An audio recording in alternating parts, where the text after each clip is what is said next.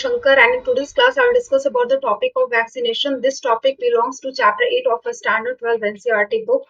And as I have already discussed about this topic very much in detail in my earlier videos, so today I am going to revise it.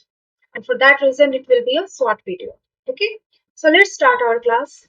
Well, as you know, vaccination, it basically means training our immune system so that it becomes stronger and more capable to deal with different pathogens efficiently.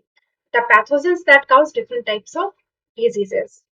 And vaccination is basically done by administering different types of vaccines. Okay. And the different types of vaccines that you see or that you are probably vaccinated against too, they have been created, okay, or they have been made by using two basic approaches. Okay. Two different approaches. The first approach, it deals with using dead or inactive pathogens or their antigens as raw materials. Okay, a popular example of such type of vaccine would be MMR vaccine that help us to fight against mumps, measles, and rubella diseases. Okay, this vaccine, it provide you with active form of immunization. Okay, active immunization basically means that your immune system, it has now been trained. It has now been so trained that if in future it gets in contact with the pathogen, it is able to generate a memory response. A memory response is generated when your immune system still have the memory of the exposure that it has got due to this vaccine.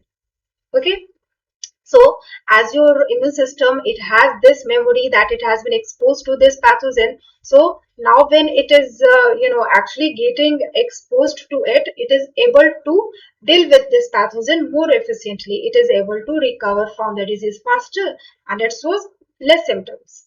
So this is the idea behind providing active immunization by using this type of vaccine. Now, coming to the second type of vaccine, in these vaccines, antibodies are used, okay, as raw materials. These antibodies, they are isolated from different types of organisms who have already recovered from the disease. And these organisms are not only human beings, they are animals too. For example, diphtheria, the vaccine against diphtheria, which was first used, it had antibodies that were isolated from guinea pig.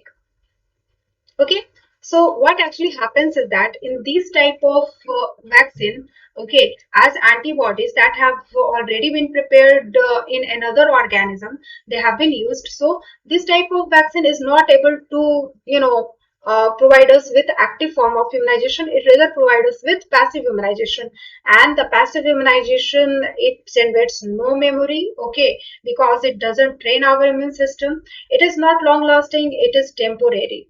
Okay, and because it is temporary, we actually need to get vaccinated every time we contact the pathogen. And for the same reason, every time you meet an accident, you need to get a tetanus vaccine that help you against fighting with tetanus disease, right? Every time you get a dog bite, you need to take a vaccine against rabies, right? So this is how it is. So this is the way vaccination, okay, it helps us to attain immunization in different ways, and that is how vaccination is helpful. So hope this class was beneficial to you. You were able to gain the concept of vaccination, and thank you. See you in the next class. Thank you.